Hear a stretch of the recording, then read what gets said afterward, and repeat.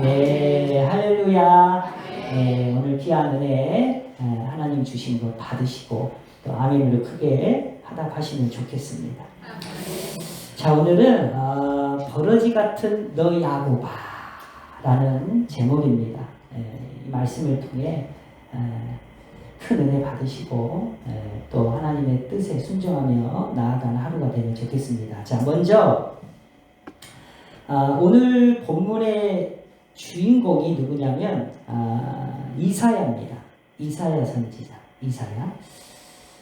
기원전 8세기에 남유다에서 활동했던 대선지자죠. 선지자가 많이 있습니다만 이사야, 에레미야 이런 사람들은 대선지자라고 얘기를 합니다. 약 60년 동안 예루살렘에서 주로 활동을 했던 아주 전설적인 그런 선지자죠. 아버지가 아모스라고 하는 사람인데, 여러분 선지자 중에 아모스라고 하는 선지자 있죠? 그 선지자가 아닙니다. 이름만 같지 이사야 아버지는 다른 사람이에요. 아모스라고 하는 아버지인데 이 아모스는 그냥 평민입니다. 귀족 출신이에요. 그러니까 그런 귀족 출신 평범한 가정에서 태어난 사람이 누구라고요? 이사야입니다. 이사야. 그리고 이사야에는 두 아들이 있죠. 첫째는 스알아숲이라는 아들이 있고, 둘째는 성경에서 가장 긴 이름을 가진 아들이에요. 이름이 굉장히 길어요. 마헬사할 하스바스라는 이름입니다. 마헬사할 하스바스. 이름이 좀 어렵습니다. 그런데 이런 배경을 가진 이사야는 당시 이스라엘 나라가 망했거든요. 북이스라엘은 아수르에 의해서 망했고 또 남유다는 바벨론에 의해서 이 나라에 의해서 망했지 않습니까? 그리고 모든 이스라엘 백성들이 다 어디로 끌려갔어요? 바벨론으로 다 포로로 끌려가서 잡혀가지고 끌려갔습니다. 그리고 50년이 지난 후에 이사야 선지자가 부르심을 받고 예언을 한 거예요. 오늘 그 얘기입니다. 몇 년이 지났다고요? 이 50년. 뭐가 망하고?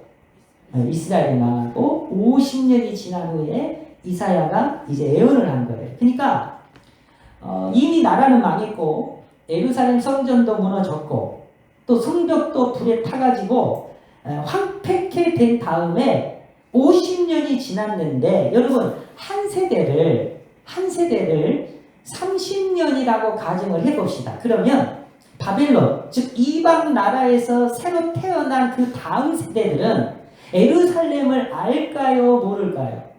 모르죠. 솔로몬 성전을 알까요? 모를까요? 모르죠. 당연히 모릅니다. 본 적이 없으니까. 바벨론에서 새롭게 태어난 그 다음 세대니까. 그래서 모릅니다. 그래서 기억조차도 없는 사람들이 대부분인데, 이런 상황에서 하나님이 이사야를 부르시고 이사야에게 무슨 얘기를 하냐면, 첫 번째 14절에 이렇게 얘기합니다. 버러지 같은 너 야곱아 그랬어요. 버러지 같은 너 야곱아. 여기서 야곱은 누구를 지칭합니까? 이스라엘 백성들을 지칭하는 단어입니다. 자, 우리 한번 14절이죠? 함께 봉독하겠습니다. 14절 시작. 버러지 같은 너 야곱아, 사람들아 두려워하지 말라. 나 여호와가 말하노니 내가 너를 도울 것이라. 내 구속자는 이스라엘의 거룩한 이니라. 아멘. 자, 여기 보니까요, 이스라엘을 뭐라고 불렀다고요? 버러지랍니다. 버러지. 야, 여러분 너무한 거 아닙니까?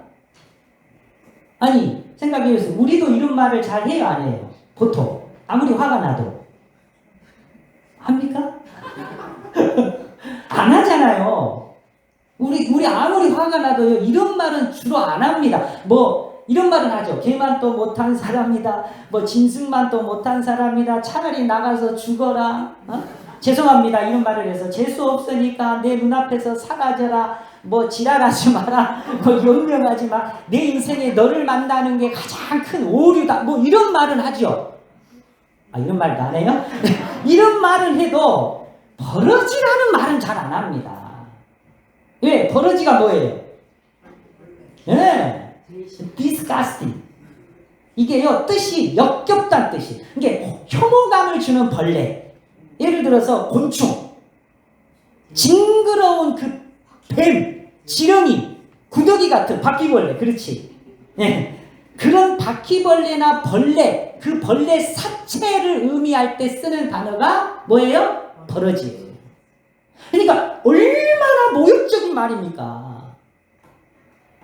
히브리어로요, 이 버러지를 뭐라고 얘기하냐면 톨레아라고 합니다. 톨레아. 근데 이 톨레아가 뭐냐면요, 하찮은, 쓰잘데기가 없는, 쓸모없는, 차라리 태어나지 말았어야 할 기생충 같은 그런 존재라는 뜻이 버러지, 즉 톨레아라고 그래요. 야, 근데 하나님이요, 이 워딩을 썼어요. 이 단어를 사용하시면서 너 하찮은 야곱아, 아무 쓸모없는 너 야곱아, 아무것도 아닌 너 야곱아, 너 적은 수의 야곱아, 아무 힘도 없고 아무 보잘것없는 이 하찮은 존재, 그런 야곱아, 그런 뜻이에요. 왜? 이스라엘이 실제로 이방 나라에서 어떻게 살았다고요? 포로로 살았잖아요. 무슨 메이저로 살았겠어요? 마이너로 살았겠죠. 안 그래요? 완전히 자유를 다 억압당하고 자유를 완전히 다 빼앗긴 채 남의 나라에서 노예처럼 얹혀서 살았잖아요. 먹을 걸 주지 않으면 살 수가 없는 그런 존재, 그런 포로로 살았지 않습니까? 멸시와 천대를 받고 비웃음거리가 되고 조롱과 모함을 당하고 모욕을 당하고, 실제로 심지어 여러분 고대 문헌에 보면은요, 이 포로로 살았던 이스라엘 사람 집에 뭐가 많았냐면 그때 당시 실제로 구더기가 많았어요. 구더기가 실제로 많았어요. 구더기하고 함께 살던 사람들이 바로 이스라엘 포로예요. 그래서 이사야 선지자도 이 바벨론의 멸망을 예언을 했거든요. 그때 예언할 때 이사야가 어떻게 표현을 하고 어떻게 디스크립션 묘사를 했냐면은 이사야 14장 11절이죠. 우리 함께 한번 읽어볼까요? 시작. 내 영화가 구더기가 내 아래에 깔리며 지렁이가 너를 덮었도다. 아멘. 자, 여기 보니까요, 뭐가 깔렸다고요? 구더기가 깔렸대. 구더기가. 그래서 버러지 같은 너 야곱아. 다른 번역에 보니까 오늘은 버러지 같은 너 야곱아 그랬는데, 다른 번역에는 지렁이 같은 너 야곱아 그랬어요.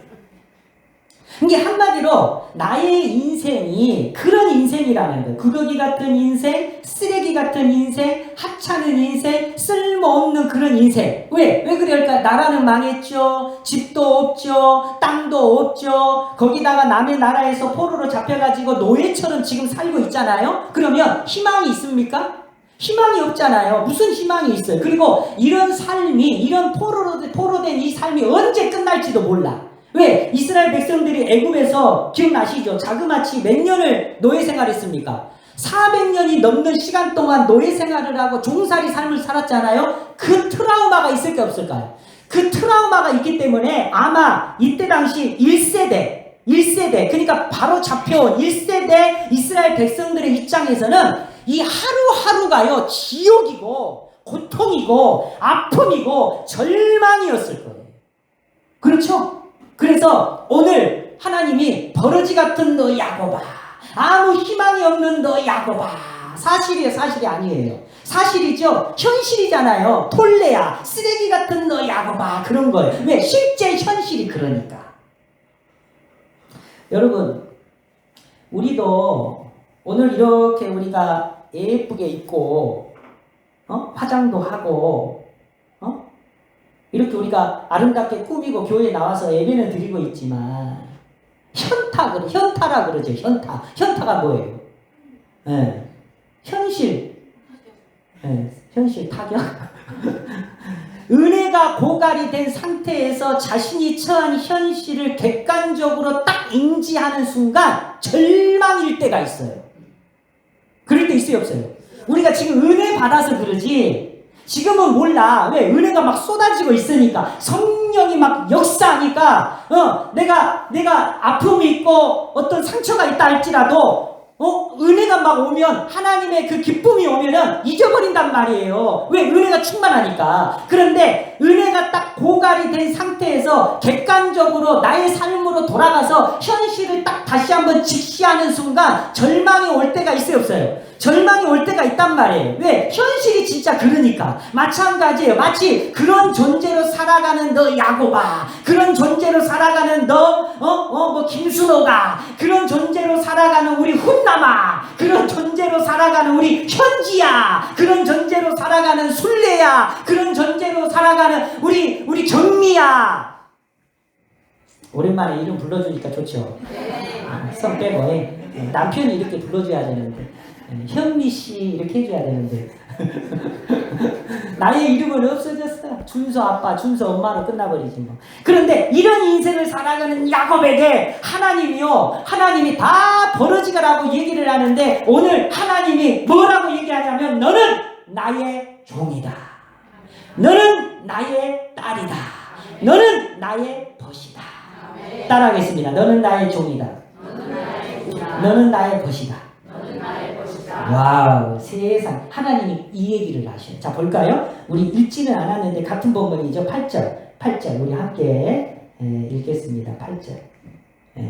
자, 시작. 그러나 나의 종 너 이스라엘아, 내가 택한 야곱아, 나의 벗 아브라함의 자손아. 아멘. 그러니까 이때 당시 바벨론이 대제국이죠. 대제국입니다. 왜? 유브라데스 강부터 시작해가지고 애국까지 모든 나라를 다 정복을 해버렸기 때문에 이때 당시 그야말로 바벨론은 최대 강국이었는데, 이런 나라에서 포로로 살던 이스라엘이 겉으로는 뭐처럼 살아요? 버러지같이 하찮은 존재였을지는 모르겠지만, 세상에 하나님에게는 원대한 계획이 있어요, 없어요? 원대한 계획이 있잖아요. 하나님에게는 원대한 목적이 있습니다. 그 계획과 목적이 있기 때문에 하나님의 눈에는 이 야곱이, 이 이스라엘이 뭘로 보인다고요? 버러지가 아니고 나의 종으로 보인다는 거예요. 나의 벗이라는 거예요. 왜? 내가 택한 백성이고 내가 택한 야곱이기 때문에. 다른 이유가 없어요. 세상 사람들이 나를 보고 버러지라고 얘기하고, 세상에서는 내가 벌레 취급을 당하고, 세상에서는 내가 하찮은 존재고, 세상에서는 나를 막 비웃고 나를 막 이렇게 조롱하고, 세상에서는 아무 쓸모없는, 아무 가치가 없는 구더기 같은 그런 삶을 살아가는 것 같지만, 그리고 나의 삶이, 나의 환경이 실제로 그런 인생인 것 같아요. 아픔이 있으니까 자녀 때문에, 남편 때문에, 돈 때문에, 여러 가지 일 때문에 내 인생이 그런 인생인 것 같지만 그렇지 않다는 걸 오늘 하나님이 우리 보고 뭐라고 얘기하냐면, 잊지 말래요. 기억하래요. 너희들은 버러지가 아니라 그것은 네가 잠시 겪고 있는 고난의 배경, 고난의 상황, 그냥 고난의 과정일 뿐이지, 너는 여전히 나의 종이다. 너는 여전히 나의 벗이다. 왜? 내가 너를 선택해서 불렀다. 믿습니까? 예, 노래도 있잖아요. 내가 너를 지명하여 불렀나니 너는 내 것이라, 내 것이라, 너의 하나님이라. 내가 너를 보배롭고 존귀하게 여기노라. 너를 사랑하는 내 여호와라. 이제 목이 나오네. 목이 나와. 또 집에 가면 또 안 나와. 이제 이렇게 하고 나면. 그러니까 네가 나를 찾은 게 아니라 내가 너를 지명하여 불렀다. 그리고 네가 나를 선택한 게 아니라 내가 너를 택했다. 그리고 내가 너희를 버린 게 아니라 너희들이 나를 버렸다. 그래서 너희들이 잠시 이 바벨론 땅에서 버러지 같은 그런 하찮은 존재로, 너희들이 소수 민족으로, 포로된 삶으로, 너희들이 그렇게 약한 민족으로 양식을 주지 않으면 살아갈 수 없는 그런 존재로 너희들이 잠시 살아가고 있지만, 그럼에도 불구하고 너희들은 여전히 나의 종이다. 여전히 나의 아들이다. 여전히 나의 덫이다. 여전히 나의 딸이다. 여전히 나의 백성이다.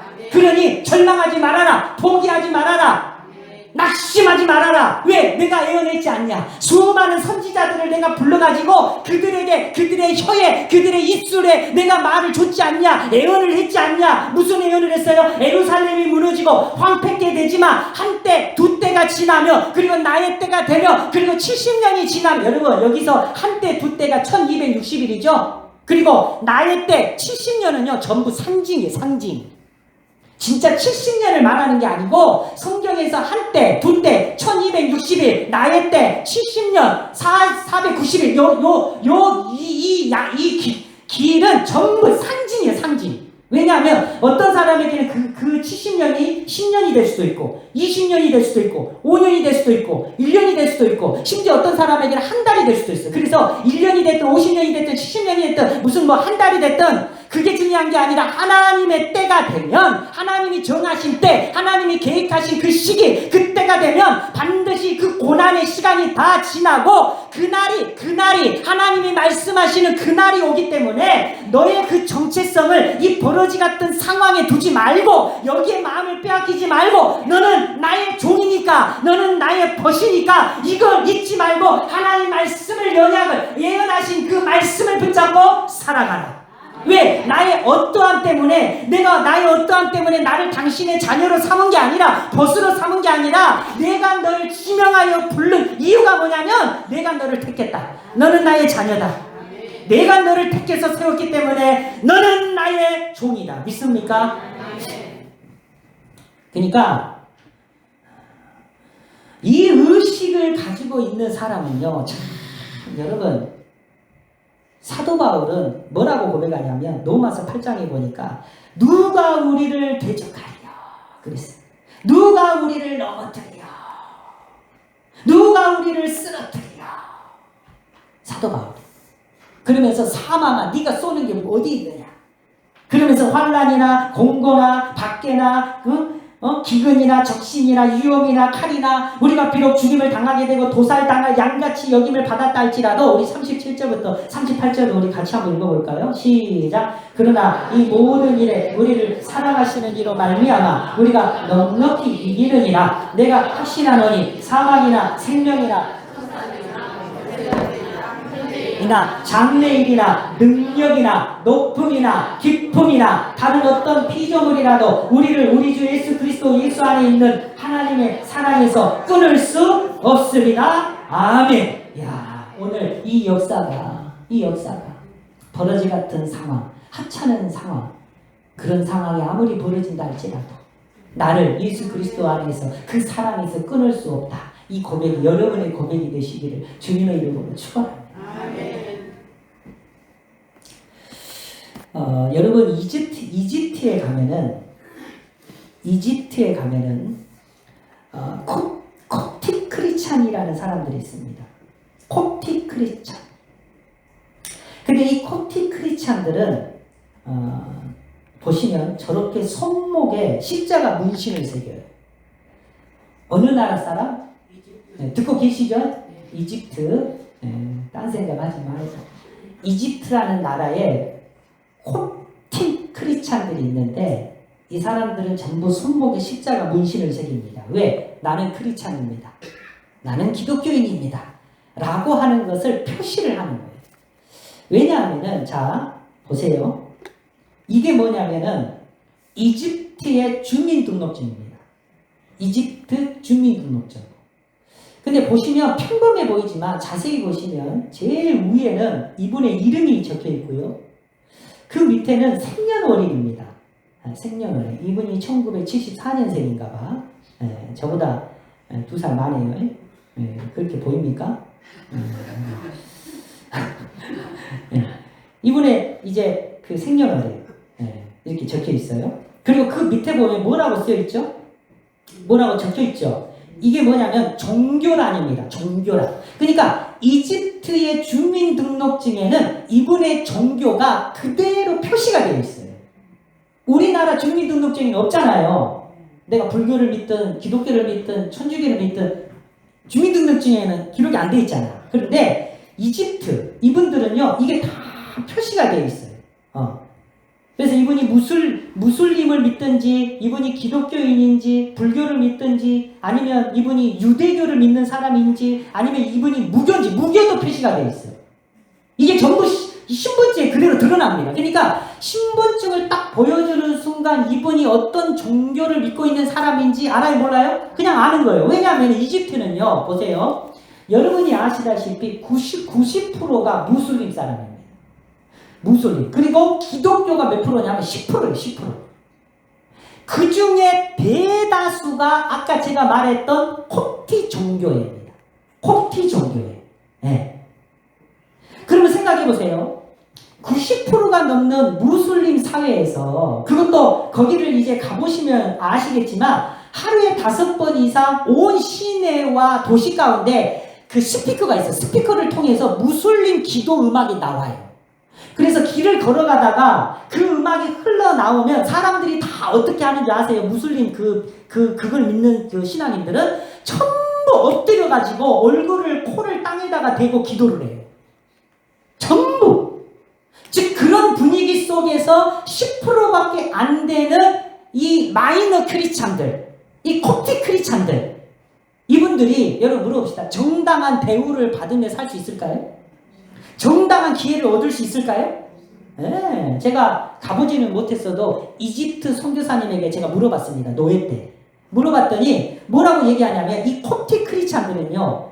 국가 공무원 시험을 볼 수가 없습니다. 아예 보게 못 만들어요.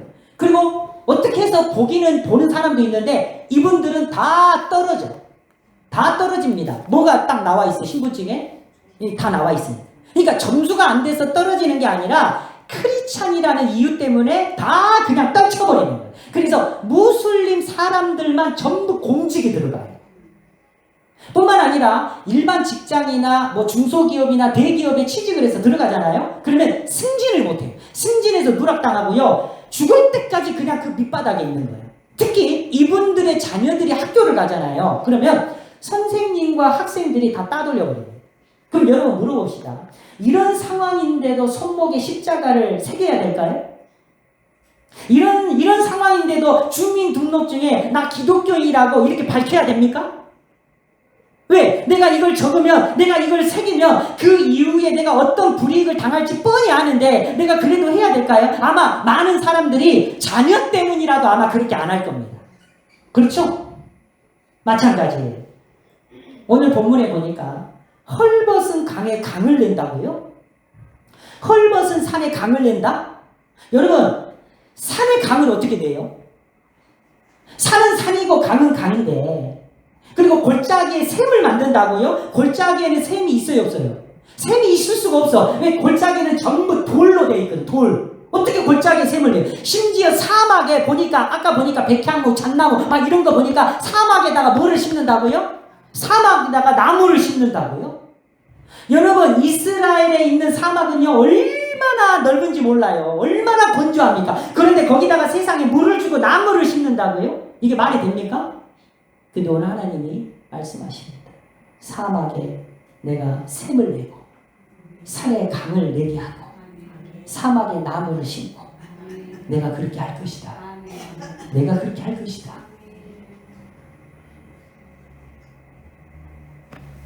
여러분, 몽골에 가면 사막이 있어요, 없어요? 모르죠? 몽골에 사막이 얼마나 넓습니까? 끝도 없습니다, 몽골에 가면. 그런데 몽골에 이니쩌라는 사람이 있어요, 이니쩌. 근데 이분이 새벽마다 물을 길어가지고 사막에다가 구멍을 내가지고 거기에다가 뭐를 심어요? 나무를 심어, 나무를. 사막에다, 한복판에. 그러자 사람들이 뭐라고 얘기하냐면 오늘 본문으로 말하면 톨레야. 아무 쓸데없는 일을 하는 존재. 하찮은 일을 하는 존재. 절대로 세상을 바꿀 수 없는 존재라고 다 비웃었어요. 손목에다가 십자가를 새긴다고? 주민등록증에다가 표시를 한다고? 이런 상황에서, 이런 배경 속에서 무슬림이 90%인데 너 그렇게 살면 너 승진 못해. 너 그렇게 살면은 너 팍팍의 인생. 너 어떻게 살아가려고 그래? 다 비웃어요. 저 여인이 하는 짓거리를 보라고. 저런 미련한 사람이 어디 있냐. 다 비웃어요. 조롱을 해. 근데 보세요. 이렇게 날마다 가서 나무를 심었는데 나무가 자랐을까요? 안 자랐을까요? 사막에서. 나무가 자랍니다. 주위에 풀이 나기 시작을 합니다. 누가 하셨을까요? 우리 인생 가운데. 하나님이. 여러분 인도네시아에 가면은 자바섬이라는 섬이 있습니다. 자바섬. 근데 거기에 가면은 항상 불이 나요. 산불이 잘 나. 수십 년 동안 산불이 나요. 그래서 산 전체가 다 타버렸어. 그런데 그 황폐한 산에 24년 동안 2만 그루의 나무를 심은 사람이 있는데 그분이 누구냐면은 사디만이라는 할아버지인데 세상 이 어르신이 혼자서 매일매일 나무를 갖다 심었어요. 옮겨다가. 그때 사람들이 다 뭐라 그러냐면요. 손가락질하면서 저게 뭐라고 세상에 자신의 인생을 거기다 바치냐. 저렇게 한다고 되냐? 불나서 또 타와서 없어질 건데 다 비웃었어요. 저게 어떻게 세상을 바꾸냐고. 그러면서 저렇게 산에 나무가 없는데도 이분은 계속 나무를 심습니다. 근데 어떻게 됐냐면 보세요. 2001년도에 나무를 심기 시작해서 2019년도에 어떻게 됐습니까? 전혀 안 놀라시네. 이 사디만 할아버지가 심은 나무라니까. 놀랍지 않습니까? 누가 하셨을까요? 나는 심을 뿐입니다. 물을 주고 비를 주고 양식을 주고 햇빛을 주고 하나님이 하신 거예요. 또 뿐만 아니라 18년 전에 독일의 9살이었던 펠리스 핑크바이너라는 소년이 있습니다. 근데 이 소년이 일찍이 9살 때 지구의 기후 위기를 느끼고 이걸 해결하기 위해서 2011년까지 9살부터 2011년까지 100만 그루의 나무를 심어서 이 소년이 좀 놀래보라니까 100만 그루.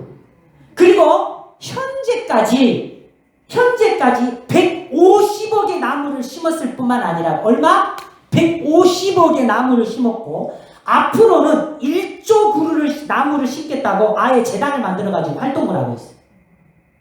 근데 사람들은 이런 어린아이들을 보면은 톨리아라고 얘기해요. 하찮은 존재.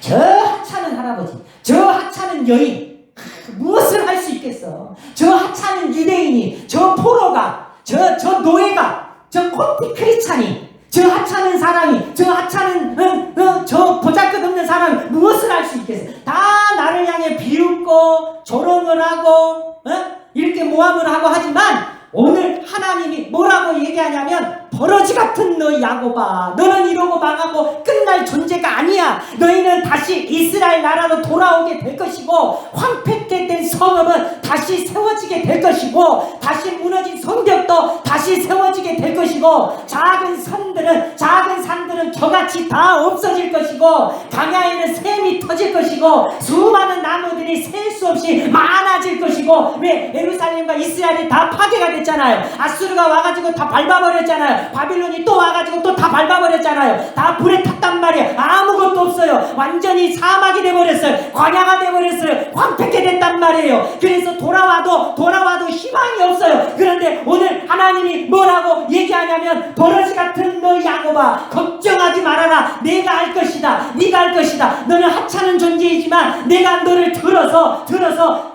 새 타작기로 내가 사용해가지고 사람들이 말하는 저 바벨론, 저 대제국을 내가 그 많은 성들을 내가 다 저같이 없어버릴 것이다. 그리고 너는 땅에 돌아와서 이스라엘 땅으로 돌아와서 너희 땅은 사막이 됐지만 그 땅에 내가 나무를 심을 것이다. 백향목을 심을 것이다. 향나무를 심을 것이다. 잣나무를 심을 것이다. 그리고 광야에 물을 내듯이 내가 많게 할 것이다. 걱정하지 말고 너는 나의 약속을 믿고 나의 예언을 따라 순종하며 살아가라.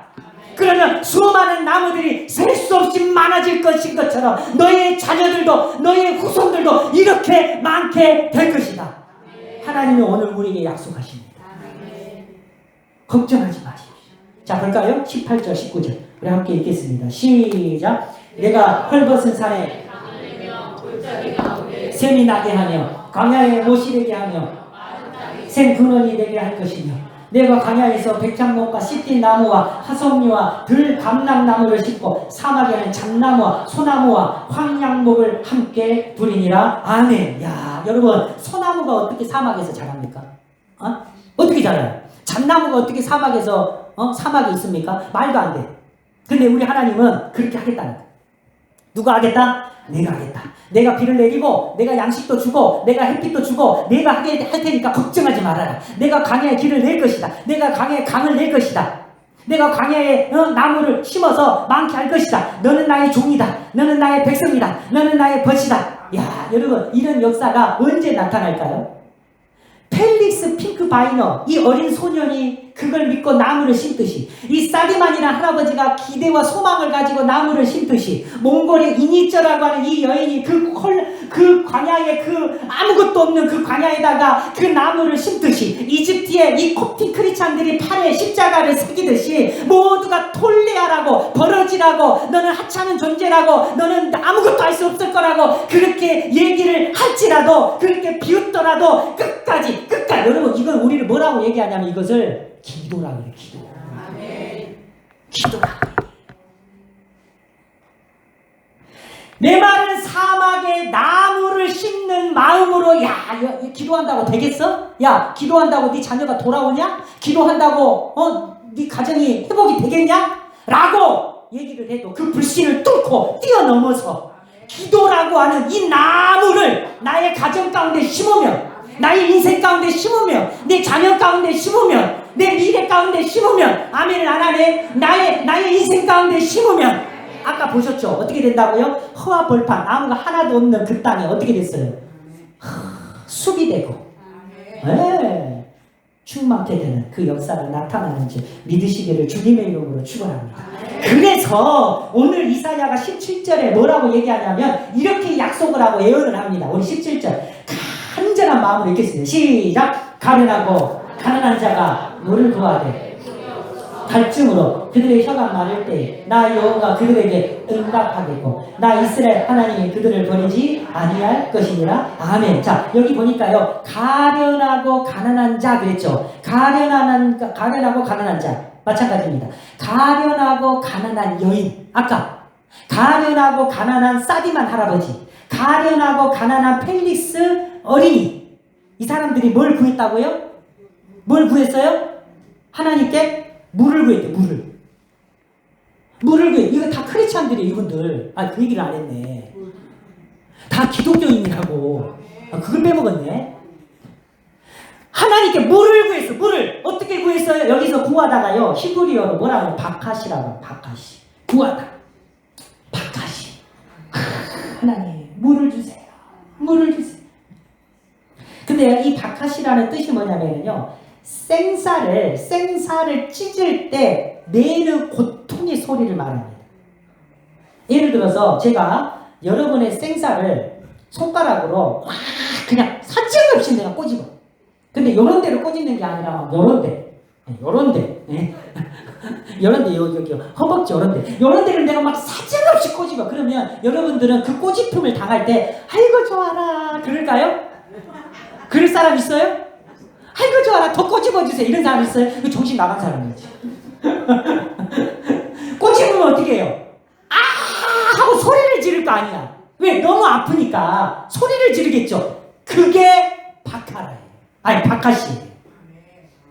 즉 물이 없어서 가련하고 가난한 자가 너무 고통스러우니까 하나님께 매달리면서 생쌀을 꼬집듯이 생쌀이 찢어질 때 내는 고통의 소리를 내면서 하면서 신음을 내고 탄식을 냈다는 뜻이 뭐라고요? 바카시. 한마디로 하나님 너무나 괴롭습니다. 하나님 너무나 서럽습니다. 하나님 너무나 힘이 듭니다. 하나님 너무나 억울합니다. 하나님 이 이방 땅에 나를 이렇게 포로로 나를 잡혀오게 해가지고 내가 왜 이런 삶을 살아야 됩니까? 하나님 너무나 고통스럽습니다. 너무나 억울합니다. 하면서 하나님께 토설하는 기도. 이게 바카시예요. 그런데 그렇게 너희들이 바카시를 할 때 하나님이 아까 보니까 어떻게 하겠다고요? 응답하겠대 안 하겠대? 응답하겠대. 그리고 난 다음에 내가 절대로 너희를 버리겠다 안 버리겠다? 버리지 않겠다. 버리지 않겠다. 오해하지 마라. 너희 버림당한 것 같지? 아니야. 나는 여전히 너희 아버지야. 너의 주인이야. 너는 나의 종이야. 난 한순간도 너에게서 눈을 뗀 적이 없어. 지금 고통스러워서 힘들지? 이유가 있어. 나는 너희들을 통해 참 백성 만들려고 그러는 거야. 진짜 이스라엘을 만들려고 그러는 거야. 좀만 참아. 내가 예언했잖아. 그때, 한때, 두때, 1260일, 70년 내가 너희들에게 예언했잖아. 좀만 참아. 좀만 참아. 그날이 올 거야. 그러니 포기하지 마. 낙심하지 마. 제단을 쌓고 예배 드려. 지하에서라도 예배를 드려. 나를 찾아. 나를 찾아. 너 죽고 망할 존재 아니야. 내가 너를 들었을 거야. 너는 내가 택한 백성이야. 내가 네 가정 버리지 않아. 내가 네 자녀 버리지 않아. 너는 네 자녀를 버릴지라도 나는 버리지 않아. 너는 네 남편을 버릴지라도 네 아내를 버릴지라도 나는 버리지 않아. 나는 끝까지 책임질 거야. 너 봤잖아. 내가 어떻게 했는지 봤잖아. 네 조상들 어떻게 살디? 네 아브라함 조석들 어떻게 살디? 내가 어떻게 응답한 거 너희들 다 봤잖아. 그런데 왜 포기하니? 왜 제단을 허무니? 왜 중단하니? 왜 기도를 중단하니? 그러지 말라는 거예요. 그 얘기예요. 그러면 이런 의문이 들 거예요. 왜 하나님은 나를 그러면 조금만 아프게 하지? 왜 이토록 가련하고 가난하게 하셨을까? 아니 좀 잘 먹게 잘 살게 하면 안 돼요? 왜 나를 이렇게 이토록 힘들게 하십니까? 왜 예루살렘을 다 무너지게 하셨습니까? 왜 예루살렘 성벽도 다 무너지게 하셨습니까? 왜 그렇게까지 하십니까? 왜 내가 이방 나라에서 이 마이너로 소수민족으로 왜 이렇게 살도록 하십니까? 왜 내가 90%의 이 드글거리는 이 무슬림 사회에서 콘팅 크리스찬으로 이런 부당한 대우를 받으면서 왜 내가 이렇게 살게 하도록 하셨습니까? 왜 하나님은 이토록 나를 비참하게 처참하게 왜 이렇게까지 하십니까? 이런 의문이 생길 때가 있을 거예요. 그런 의문이 생겨 안 생겨요? 생길 때가 있어요. 그런데 그 이유는 하나님이요 우리를 사랑하지 않아서가 아니에요. 나를 버렸기 때문이 아닙니다. 바로 오늘 이 말씀을 기억하세요. 나를 가련하고 나를 가난하게 하신 이유는 그래야 내 입술에서 박하시가 터져요. 뭐가 터져요? 박하시가 터져요. 하나님 나 좀 살려주세요. 하나님 이 죄인을 용서해 주세요 라고 하는 이 탄식, 이 생살이 찢어질 것 같은 이 탄식, 이 신음의 소리, 이 회개의 부르짖음, 이게 그때 터져요. 마치 여러분 엄마 뱃속에 태아가 10개월 동안 10개월 동안 있다가 태어나서 출산을 할 때 문제는 박하씨를 해야 되는데 박하씨가 안 하는, 울지를 않는 거예요. 이 태아가 엄마 뱃속에서 나왔는데, 그러면 간호사가 와가지고 어떻게 합니까? 이 갓난아이를 어떻게 해요? 엉덩이를 막 때리죠. 왜? 그러면 아이가 아프니까 악 하고 울어요. 왜? 울 때 산소가 터져요. 울 때 숨이 터져요. 울 때 호흡이 터져요. 울 때 박하씨가 터져요. 그러니까 우는 건 사는 거예요. 우는 건 구원받는 거예요. 우는 건 새 생명을 얻는 거예요. 우는 건 살아나는 거예요. 우는 건 다시 회복되는 거예요. 이게 박하씨예요. 그러니까 우리를 사랑하지 않아서가 아니라니까요. 이 박하씨를 우리로 하여금 터지게 하시려는 하나님의 깊은 섭리이다. 하나님의 깊은 뜻이다. 여러분 기도하세요. 부르짖고 하나님을 찾고 하나님을 더 많이 가까이 하세요. 그러면 여러분의 삶에 광야 같은 여러분의 인생 가운데 나무가 샘이 아주 풍성히 맺힐 줄 믿으시기를 주님의 이름으로 축원합니다. 여러분 마지막으로 이집트에 가면은 성 안토니오 수도이라고 있습니다. 이집트 동부 쪽에 있는 사막, 즉 카이로에서 240km 떨어진 사막인데 이 사막 한가운데 덩그러니 이 수도원이 있어요. 주위에는 전부 사막이에요. 사막. 아무것도 없어요. 그런데 이 수도원의 역사가 얼마나 됐는지 아세요? 무려 1600년이나 됐습니다. 몇 년 됐다고요? 1600년. 세계에서 가장 오래된 수도원입니다. 근데 여러분, 이 1600년 동안 이 수도원이 어떻게 보존되었는지 아세요? 여러분, 1600년이면 없어져야 돼요. 근데 기록에 가면은 사막에 베두인이라고 하는 그 족속이 있는데 그 족속들이요, 이 수도원을 공격했거든요. 약탈을 하고 또 여러 부족들이요, 끊임없이 약탈을 했는데 그럼에도 불구하고 이 수도원이 지금까지도 살아남았습니다. 또 뿐만 아니라 십자군 전쟁 때 이 수도원에 있는 사람들이 이 십자가 군인들과 내통을 했다라고 하는 거짓 모함, 거짓 정보를 만들었을 때 무슬림들이요 딱 공격을 또 했어요. 거짓 정보 때문에. 그런데도 이 수도원이 살아남았어요. 그런데 한 사제분이, 지금 여기서 근무하고 있는 한 사제분이 그 이유를 이렇게 설명을 합니다. 이 안토니오 수도원 안에는 뭐가 있냐면은 반석에서 나오는 작은 샘물이 하나 있어요. 샘물. 두 개의 반석에서 흘러나오는 샘물이 있습니다. 사막인데 샘물이 있어요. 샘물. 저거예요. 우리 샘물이 터졌다고 하니까 막 물이 폭포수처럼 쏟아질 거라고 생각하죠. 아니요. 사막인데 물이 저렇게 졸졸졸졸 흘러요. 조금씩. 근데 놀라운 일은 여기서 샘에서 나오는 저 물이요, 한 번도 멈춘 적이 없어요. 1600년 아니 2000년 그 오래된 세월 동안 한 번도, 사막이라니까. 근데 물이 계속 흘러나와. 그럼 우리는 이렇게 생각할 거야. 이게 저 정도로 무슨 뭘 하겠어. 저런 하찮은 양의 물로 뭘 하겠어. 이렇게 생각하죠. 그런데 이 물이 어디서 흘러나온지는 모르겠습니다만 이 물이 마르지 않고 계속 흐르고 쫄쫄쫄 흐르니까 이게 그걸 모아가지고요, 이 샘물이요 안토니오 수도원에 나무를 심어가지고 자라게 하고 또 농사를 지어가지고 수많은 사제들이요 거기서 자급자족을 하면서 살아남았어요. 몇 년이 지났다고요? 1600년. 그리고 지금 이 기도원에 몇 명의 사제가 있냐면 400명의 사제가 있습니다. 할렐루야. 여러분, 세상은 사막에 나무를 심는다고 조롱을 합니다.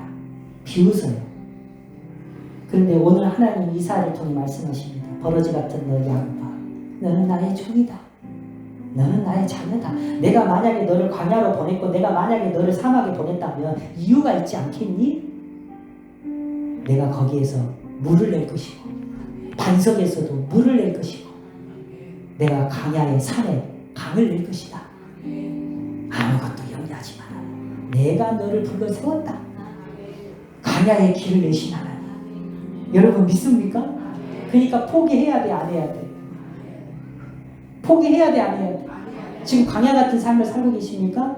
옆 사람 보고 인사합시다. 포기하지 맙시다. 이겨냅시다. 네. 왜 이겨내야 되는지 아세요? 자, 보세요. 신약에 보면은 저 광야에서 흐르는 샘이 있죠. 샘. 저 샘을 예수 그리스도라고 얘기를 합니다. 예수 그리스도의 표징, 상징. 샘은 누구라고요? 예수 그리스도. 그분이 오셔서 어디로? 내 심령 가운데 오셔서 내 말에 내 심령, 아무것도 없는 심령, 황폐된 내 심령, 황야 같은 나의 심령, 항무지 같은 나의 심령, 나무 없어요. 아무것도 없어요. 물도 없어요. 그래서 괴로워요. 탄식이 나와요. 너무나 힘들어요. 그래서 남편에게도 아내에게도 자녀에게도 우리는 날마다 고통의 소리를 해요. 아프게 한단 말이에요. 그런데 그분이 그 샘 대신 그분이 우리 안에 오셔서 메마른 땅 우리의 심령에 오셔서 이 산의 강을 만들겠답니다. 만들겠대요. 내 사막 가운데 나무를 심겠대. 내 심령 가운데 황양목을 심고 백향목을 심고 소나무를 심고 잣나무를 심어서 하나님이 풍성하게 맺게 하겠대요. 그러니 박하시 부르짖으래요. 기도 안 해요. 멈추지 말아요. 그러면 이 역사가 에스겔 골짜기에 그 많은 뼈들이 어떻게 됐어요? 살아났죠. 살아났죠. 샘이 들어가니까 하나님 말씀이 들어가니까 생기를 얻어서 이뼈 저뼈가 들여맞고 살이 또 살이 되고 이 역사가 반드시 여러분의 가정 가운데 나타나는 역사가 있으시기를 주님의 이름으로 축원합니다. 우리 다 같이 자리에 일어나셔서 받을 말씀 생각하며 우리 하나님 앞에 찬양하겠습니다.